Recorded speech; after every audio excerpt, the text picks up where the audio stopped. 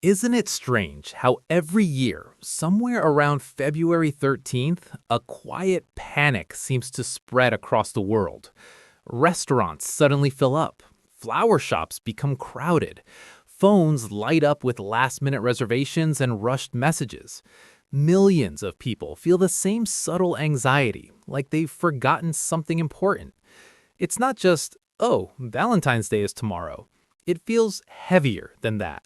Almost as if failing to plan the perfect surprise, choosing the wrong gift, or forgetting a reservation could somehow undo an entire year of love. And that reaction tells us something fascinating about human psychology. Because love itself hasn't changed, only the calendar has. Yet one square on a calendar suddenly carries enormous emotional pressure, expectations, comparisons, fears, and unspoken tests. But here's the part that rarely gets talked about.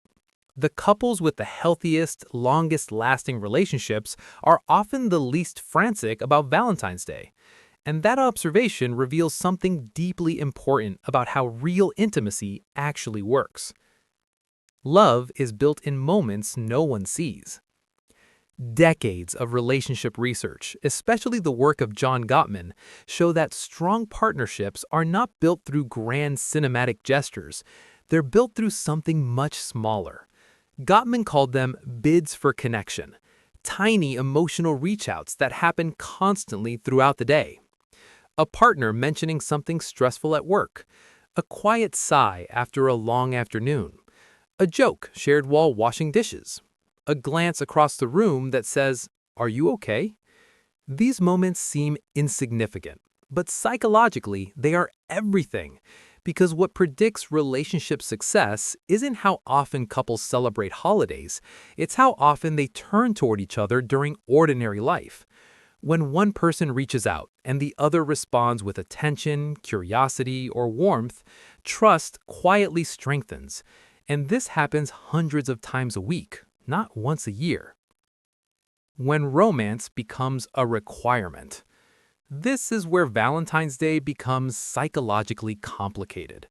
The moment affection feels prescribed, when romance becomes something you have to perform, satisfaction can actually decrease. The human brain is incredibly sensitive to motivation. It knows the difference between "I want to do this" and "I'm supposed to do this." Even if the action looks identical on the surface, the emotional meaning changes. A surprise dinner chosen freely feels intimate. The same dinner chosen under pressure feels like compliance. And when romance becomes obligation, emotional depth quietly fades. You may still celebrate, but something feels slightly hollow, even if you can't explain why. The hidden role of insecurity. There's another layer beneath the surface. Psychologists describe something called symbolic self-completion theory. When people feel uncertain about an identity, being a good partner, having a successful relationship, or appearing loved, they compensate with symbolic actions. Bigger gifts, more public gestures, more visible proof. Sometimes, the grander the display, the less secure someone feels underneath. Not always, but often. Because large gestures can distract from harder questions. Are we emotionally connected day to day? Do we actually listen to each other? Do we feel safe being ourselves together? It's easier to buy roses than build emotional presence. The social media effect. In 1954, psychologist Leon Festinger introduced social comparison theory, the idea that humans evaluate themselves by comparing their lives to others. Back then, comparison was occasional. Today, it's constant. On Valentine's Day, you're not just experiencing your relationship privately, you're measuring it against carefully curated highlight reels, surprise vacations, perfectly lit dinners, luxury gifts photographed from flattering angles. Even when you logically know these posts show only the best moments, your emotional brain still interprets them as reality, and suddenly, normal love feels insufficient. Meanwhile, the most meaningful parts of relationships almost never appear online. Sitting quietly together after a long day, cooking something simple, folding laundry side by side, comfortable silence. That's where intimacy actually lives.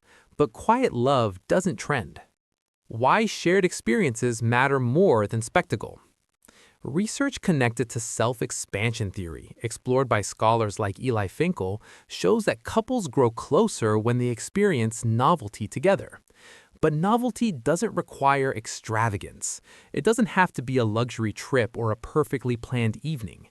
It can be trying a new recipe, taking a different walking route, learning something unfamiliar together.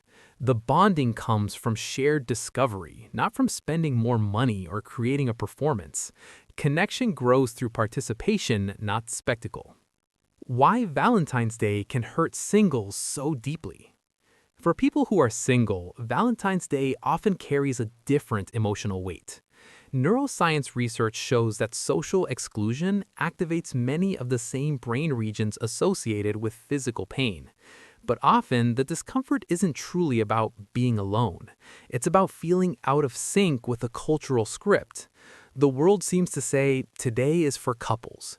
And when you don't fit that narrative, the brain interprets it as absence, even if your life is full in other ways. Remove the expectation, and February 14th becomes just another day. The pain isn't built into the date, it's amplified by collective meaning. The backwards way we think about romance. Maybe we've been approaching this completely wrong. Instead of trying to make one day extraordinary, what if we made ordinary days slightly more meaningful? Research by Sarah Halgo shows that spontaneous gratitude strengthens relationships more than scheduled displays of affection. A random thank you, an unexpected compliment, attention given when it's inconvenient.